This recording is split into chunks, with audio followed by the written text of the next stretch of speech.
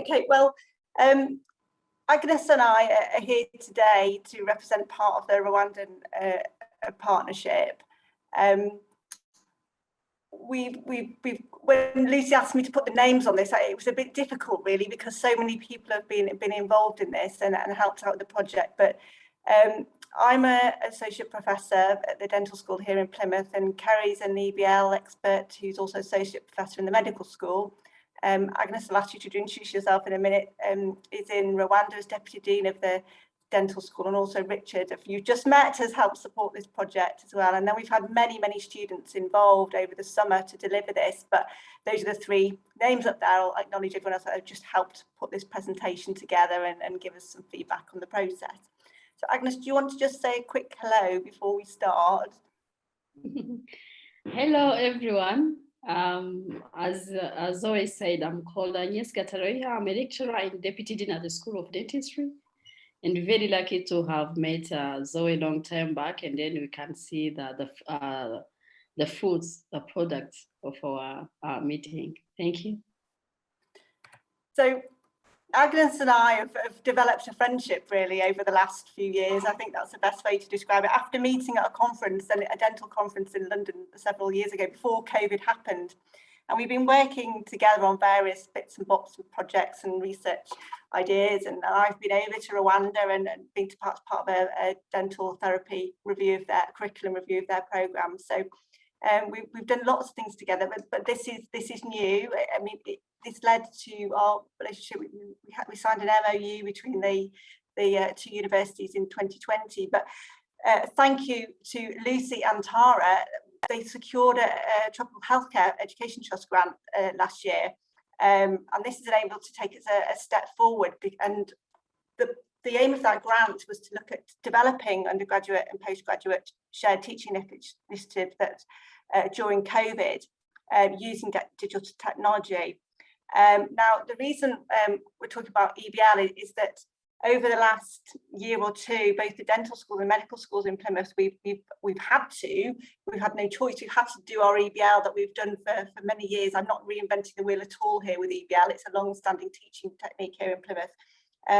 But we've used it quite successfully, I think, to do small group teaching, keep our students connected, keep them connected with staff, and keep that curriculum going when at times it was really difficult for them to get into the universities and no lectures were happening face to face.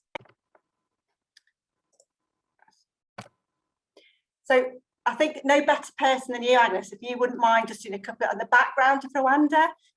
Like I said, I've been there, but you live there and you know best. So if you could give the audience a bit of background, that would be great.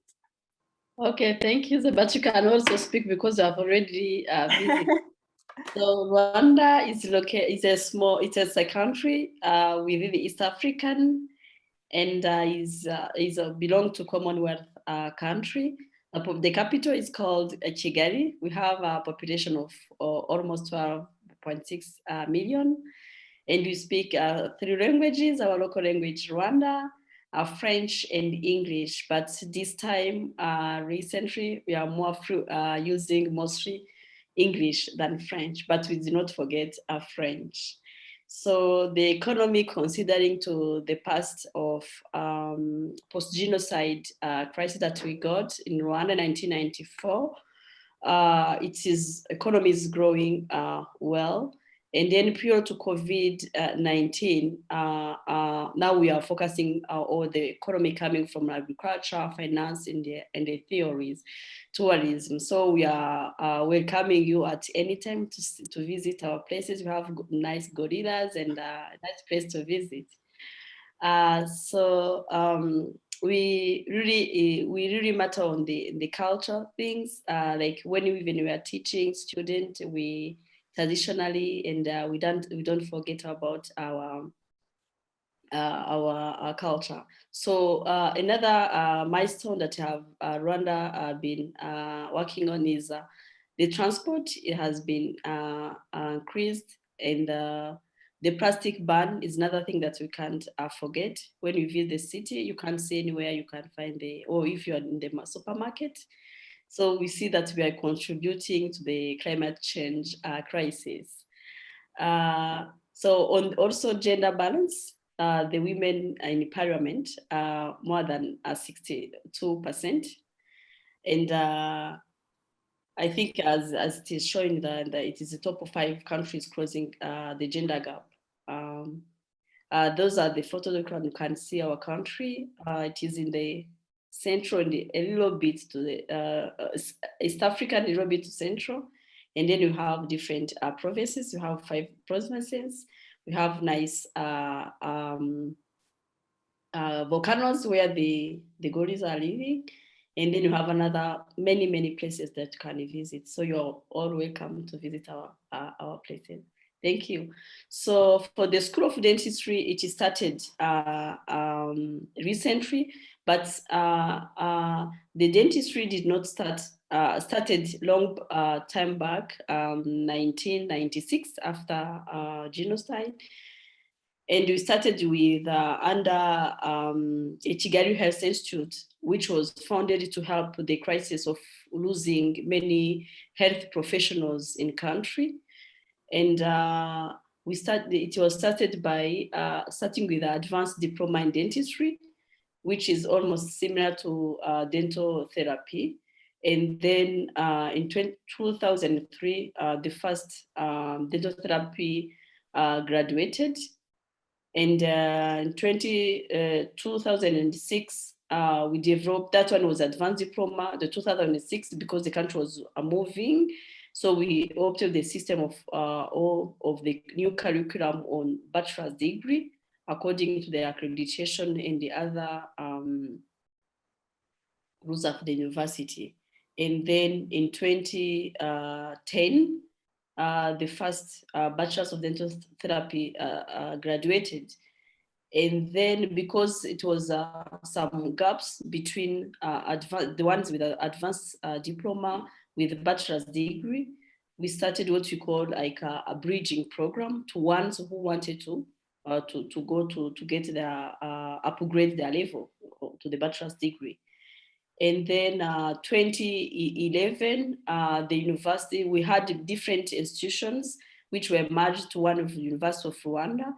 And then School of Dentistry also started in 2013, and it started together with Bachelors of Dental Surgery, with a partnership with in partnership with Harvard University and the other partners. And we have now 2 bachelors who graduated, and we are hoping that we are going to, with a big challenge and the problem that we have in oral health in Rwanda, together the 2 workforce are going to work together in order to reduce the burden. So for some challenges for Rwanda, as I mentioned in some previous, we still have a limited oral health professional workforce compared to the population need. We have 1 dental professional to 92,000 population need of oral health care. So compared to the WHO, which is the 1, if I remember, 1 to 300. And we have, of course, as a developing country, we have insufficient equipped dental facilities and also limitation to health care services, especially those who are living in remote areas. This one, as I said, that the dental therapists, as the one who are many, compare to the other countries, because it's one which has started long time back, and then they have been working with beyond the scope of practice compared to the other countries, because they were supposed to help. They train beyond the other dental therapists worldwide. So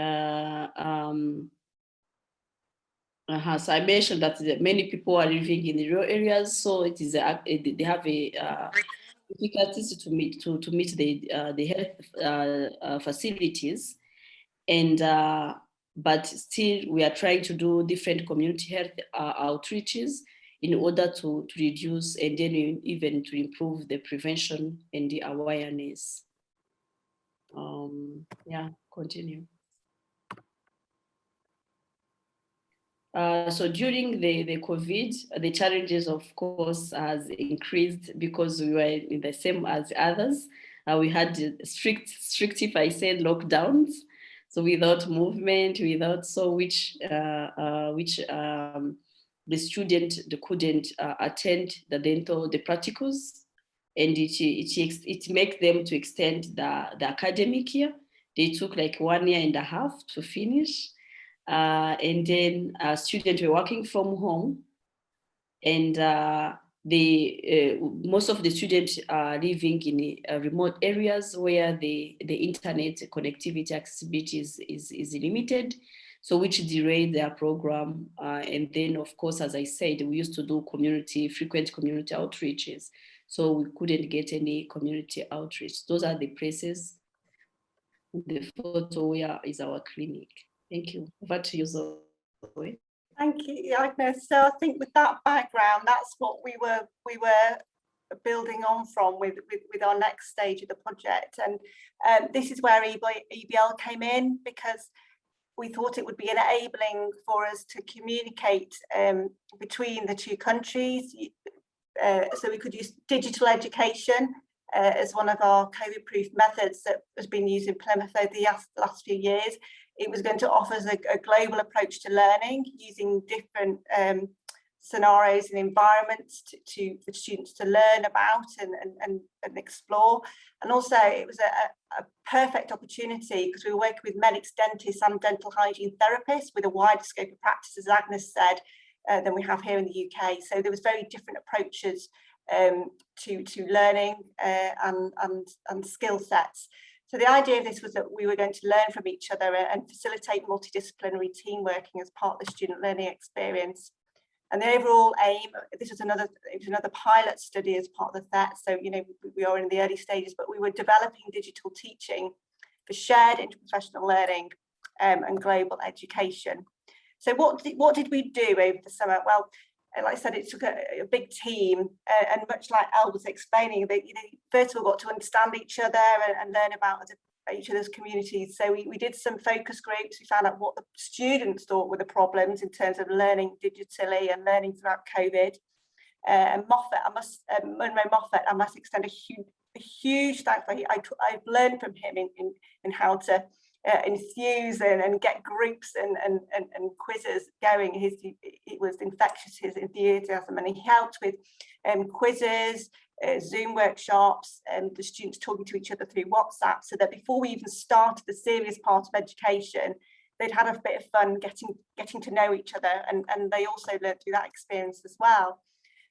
So how was EBL going to help this part of the project? Well, for those who are less familiar with EBL, I know there's lots of people who are in the audience, but it's a small case-based learning, usually in groups of 8, and it's used in the medical school and dental schools for scenario-based learning. So you go away and learn your subject of interest, and then you put it into context to explore how to manage a patient. And it provides a forum to consider more practical issues involved with healthcare training. And also what's really great about it is it engenders confidence and leadership. So it's very much student-led. I was one of the facilitators, we call them, the small groups, but I wasn't there to teach. The students were teaching each other, and the students had done the leading and the sharing of knowledge. You know, you're simply there to sort of just monitor, guide, encourage, and check if there's any factual errors in what's happening. So it was a student icebreaker session as part of this protocol. We had an introduction to EBL, because although we've done it in Plymouth, it was something new to Rwanda. And I've been a student experienced in EBL. I've been an EBL facilitator, and now I'm EBL lead. So I'm very passionate about EBL and what we can achieve through it. So we wanted to explain to Agnes and her colleagues what it was all about, and the students too. And then we introduced the 8-step process. I'm not going to go in lots of the educational pedagogy. There's lots of papers if people want to read about EBL, but it involves activating prior learning, generating questions from the students, finding their own resources, and then discussing the outcomes and learnings. So basically we had 3, after all the get-togethers and Zooms, we had 3 workshops. We had, first of all, the brainstorming session. The students went away and did their self-directed learning on the topics. Then we discussed what they'd learned in the context of the case, and then we had a mini case and feedback session. So Kerry and I facilitated it was intended to be 2 groups of 8. Agnes was there too, and so was Richard, and they were involved in the process. And we had a mix of students, dental and medical, and dental therapists, hygiene therapists. As I said, it was student led, and what we used is a digital forum called the Miro board. So that's where we, instead of a whiteboard that you'd have in a classroom, you basically have a Miro board that you just scribble on, and you do that digitally instead. So that's your messy brainstorming phase, and that was done digitally. And all the obviously reminders, meeting links, Zoom links all came out by email. So that's what a Miro board looks like. I'm a bit of a technological dinosaur until COVID came along with things like this. So it's forced people like me to try to have a go at using it. And actually, it's not as complex as you think. And the students were able to share their ideas, put them to themes. You'd have to see the detail here, but they color coded into different themes. And then they developed the questions that they would then go away and learn about for the case. And I can see one of the students there had put some resources up. So they put some guidelines relevant to the case. There's a group. There you are, Lucy, and right in the middle there. I'm looking down. I don't know what I'm doing, but we've got one of the EBL groups there, and that's Munro in the top left hand corner. So did we do it? Did we manage to do it? Yes, we did. We did manage to get together and do this digital EBL sessions. The students were were positive about using the Miro board as a new approach. And they enjoyed that way of brainstorming. Those pictures were actually taken during my visit to Rwanda. And that's Peace there, sat in the chair smiling at us. She's the dental hygiene therapy lead. And there's a group of students we've got there on the left-hand side, right outside their dental clinic. So do you think the main aims were met? I hope so, because the medics and the dentists learned about different approaches to the same case. How could they could use each other's work and work as an interdisciplinary team. And the students were learning, I found as a dentist, that we were learning loads from the medic and their holistic approach to care, and that goes along with putting the mouth back in the body. You know, it doesn't stop as a dentist at the chin, there's a whole body, and then the mouth interacts with the body. So that was a really useful experience when we were exploring cases for the dentist. We were learning about things from a global perspective, and it really enhanced the understanding of certain guidelines that we're using. We could share things between us, learn about these from different perspectives. But it wasn't all perfect, and we don't have the students here today, do we, Agnes? I think this is one of the challenges, actually, that everything we do seems to clash with other timetables, and it would be something to think about. That, you know, they're both sides. Plymouth and Rwanda in clinics, unfortunately, this afternoon. But time planning is a big challenge, isn't it? Trying to get everyone together at the same time and to attend things. And particularly, this is a voluntary thing. So we didn't, you know, they gave up their own free time to take part of this. Internet connection was an issue. And that's sort of something we're looking at as part of the FET funding that Lucy and Tara have developed. And these are what the students have put in themselves, their own words. They said that slow internet connections, and from a Rwandan perspective, it's not easily affordable. And also, it's nice to hear that they thought it was too short, that they would like more time to do it, but maybe, you know, there's some learning experience still required with using the technology, and they wanted a bit more time to get used to doing things. So Charity wrote this, and she put in some positive outcomes that she felt had come out of this. And she said that it helped to consider general health of the patient before caring about their oral health. And it helped to understand many of the health protocols following England, which could be useful in Rwanda too.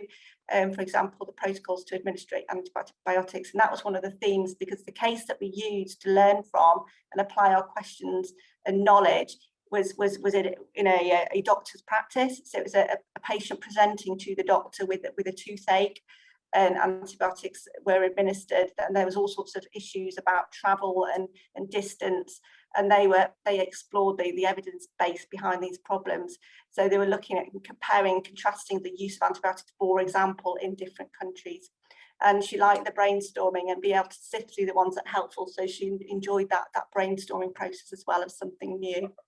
And very similar feedback from the Plymouth students. This is from Andrew, and Andrew said he enjoyed understanding the healthcare issues at present Rwanda, the role the students played in their healthcare, and vice versa. So our students in Plymouth do help deliver healthcare to the community, and so do the students from Rwanda.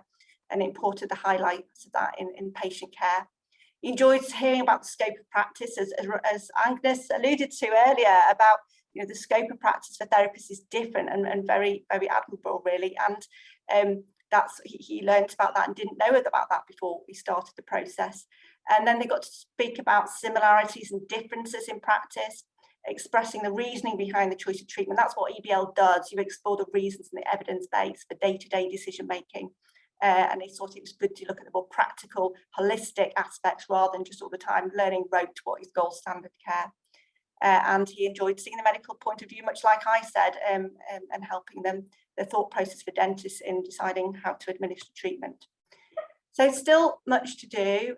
We want to use some of this debt funding to help improve the technology in Rwanda, because both students, both sides expressed how this was a challenge to embedding this long term. That's what we'd like to do, try and embed some global EBL long term in the curriculum, and just take a little bit of time to reflect how it would work, the logistics of how it would work.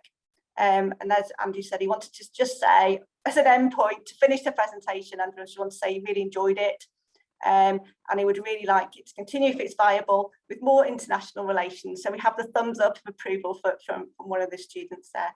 And I think he enjoyed getting that well-rounded individual perspective on things. So that's it from me. I just say a big thanks to the whole team. They're all the students that were in the EBL groups. Thank you, massive thanks to Kerry, because her EBL knowledge was invaluable in delivering this. Thanks to the funding, Agnes and Richard, thank you as well for participating with enthusiasm, all those annoying emails, thank you for responding, and to Munro and all the medical and dental students that gave up their summer holidays to help us deliver that, because without them, it would have been a bit of a flop, really. So thank you to all the students. They were the most important part of this, of course, as they always are. So thank you.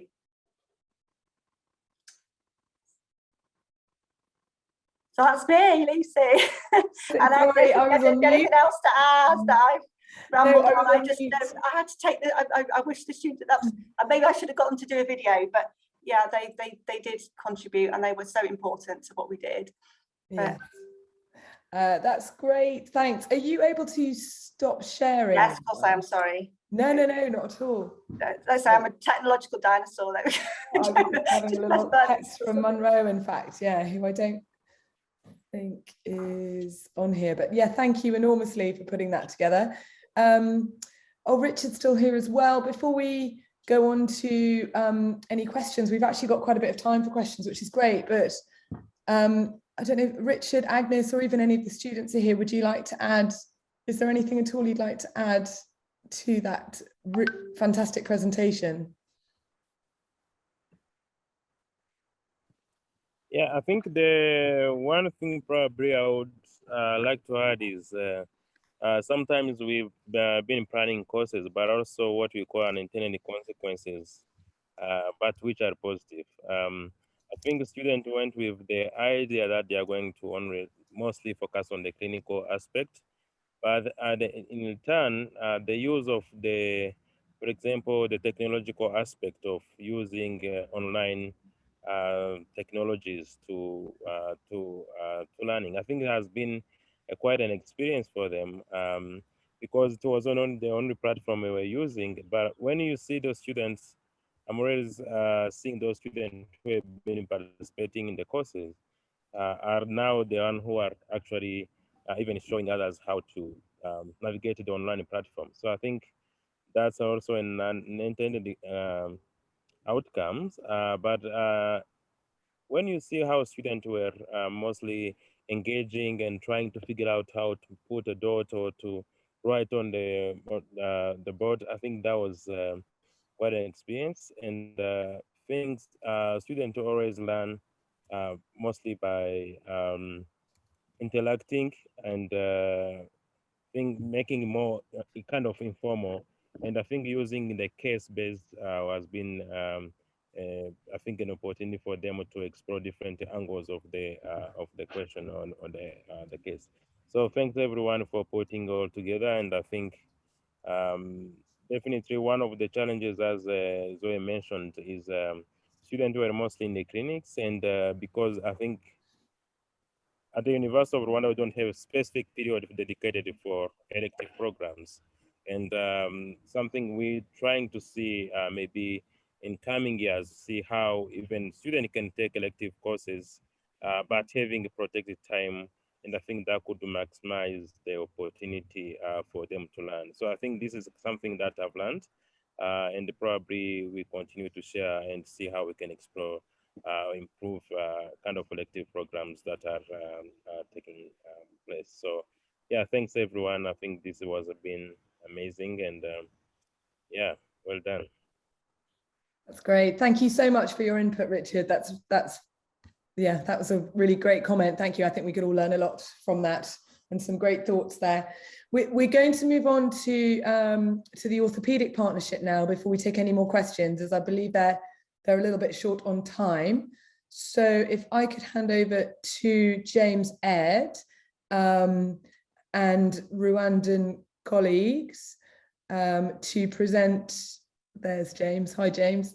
To present a little on the orthopedic partnership that has come about, yes, from this small FET grant that we had earlier in the year. Perfect, thank you.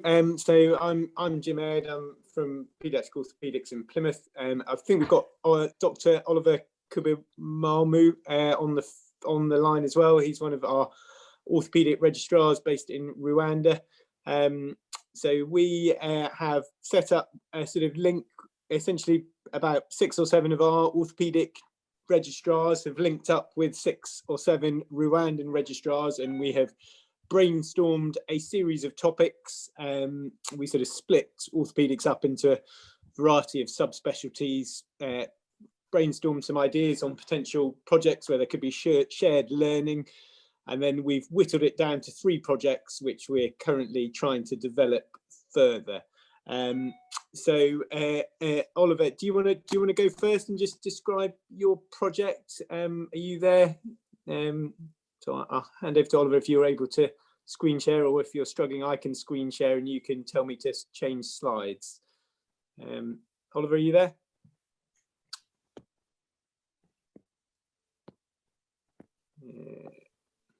Says Dr. Oliver is here. There we are. I presume he may be having some IT problems. So what I'll do is I will just, whilst he's hopefully getting that sorted, I will share my screen and just share my side of the project. So share content, share screen. Hopefully this is going to work. Am I able to share my screen, or is it going to... So am I screen sharing there? Not Lucy? yet. No, you're not screen sharing. I don't know if I need to make you a co-host to screen share. I don't think so. You're a co-host. Just.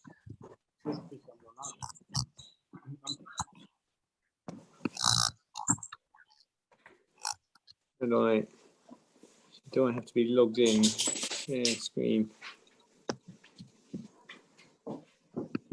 Sorry, just okay. Actually, I can do it. But I'll tell you about our project. So we essentially are looking at locally made vac dressings. So vac dressings are expensive in Rwanda. They cost about £300 to £400 per patient. This would be an out-of-pocket expense and isn't affordable for the average patient.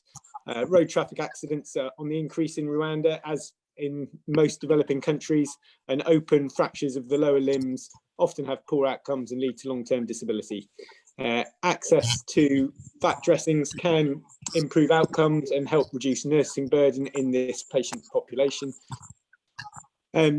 So why do patients with open fractures get poor outcomes? Well, I'm told, so I'm sort of reading off a presentation that one of our Rwandan colleagues has written, but wasn't available today.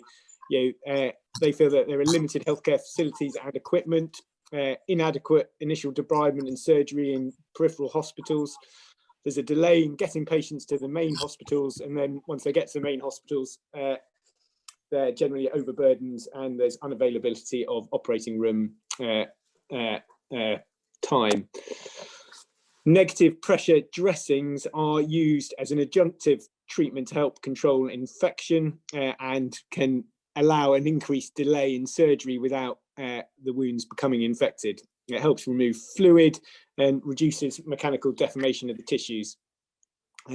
As I've said, the cost of these dressings is expensive at about $300 to $400. There are a variety of studies in the literature that have looked at making locally developed vat dressings, generally using aquarium type suction pumps and modifying it. And these can be made at somewhere between $50 to $80 in cost and can generally be reused.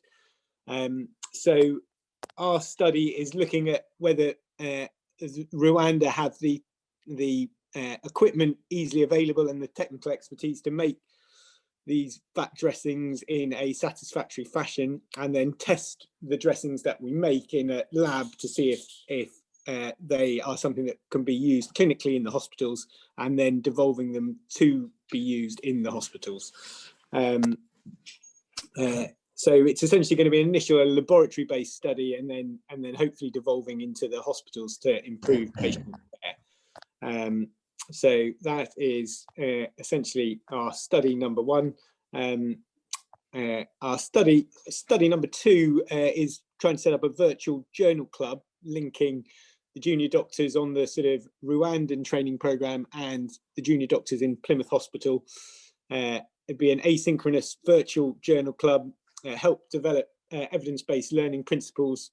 We were hoping to set up a pre and post learning test and assess both the junior doctors in Plymouth and Rwanda and see if we're able to improve the education level in both groups, and then look at subjective and objective outcomes to see if this is a good way of improving evidence-based learning, but also generating ideas on research and shared learning between the two groups. So those are the two study things that I've come up with, and should we see if Oliver's now available to discuss his ideas? Oliver, are you managing to hear us at all? Yes, please. Hello. Perfect. I don't know if you have more luck at sharing your screen than I had. So I'm trying to connect my screen, but it does not work. I don't know why. But the third study is about unattained pediatric need in sub-Saharan Africa. So we intend to conduct a scoping review, mainly looking at the unattained pediatric orthopedic conditions. Because in sub-Saharan Africa, most of the cases that are managed in emergencies are trauma pediatric orthopedic cases. So most of the centers, they intend to overlook the non-traumatic conditions, let's say like crab foot, arthrogryposis, cerebral palsy, those congenital conditions. They are very many when compared to trauma cases, but they are overlooked in most of the centers. So we intend to conduct a scoping review, looking at the magnitude of this impact on the population of the sub-Saharan Africa, looking at the socioeconomic impact, the clinical outcome, and also the management options that can be done for those patients. So we have started already. It is I and Dr. Andrew from UK. We have started. We are looking at the articles that are relevant to our study. Now we have found around 20 articles. We have started to look for the most which are very relevant, and I hope by end of this month we start the synthesis of the review.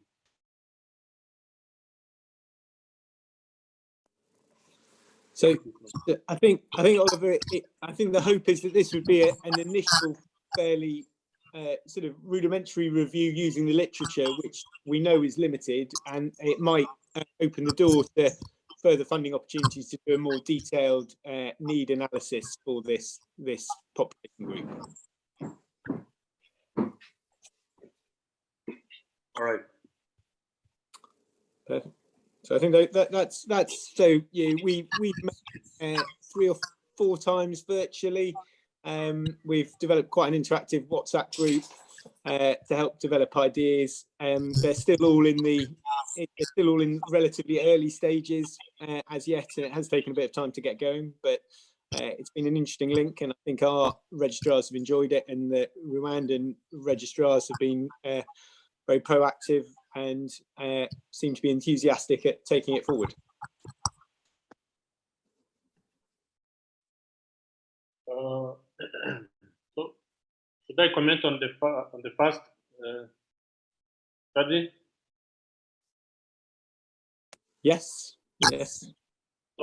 So, I apologize on behalf of my colleagues. They did not make it to join the meeting, but some of them are in theater, others are on call. So the first start of back dressing, mainly we are trying to see if we can find a locally made back dressing which are very cheap, because those are the ones we use are very expensive. They are not afforded by everyone.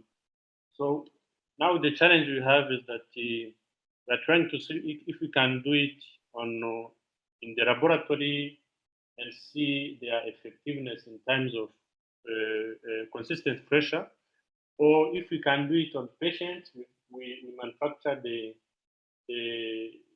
VAT dressing, which is very simple, and then we compare it with the standard one, which are manufactured, and then we compare the effectiveness of the patient on the patient. So we are trying to see the one which is very applicable in our setting. And also another issue is to try to see the ethical aspect of it, because if we bring the new VAT dressing which are locally made and we apply it on the patient, it will be like a new treatment. So we're trying to see if the ethical aspect of it will be applicable in our setting. Thank you so much.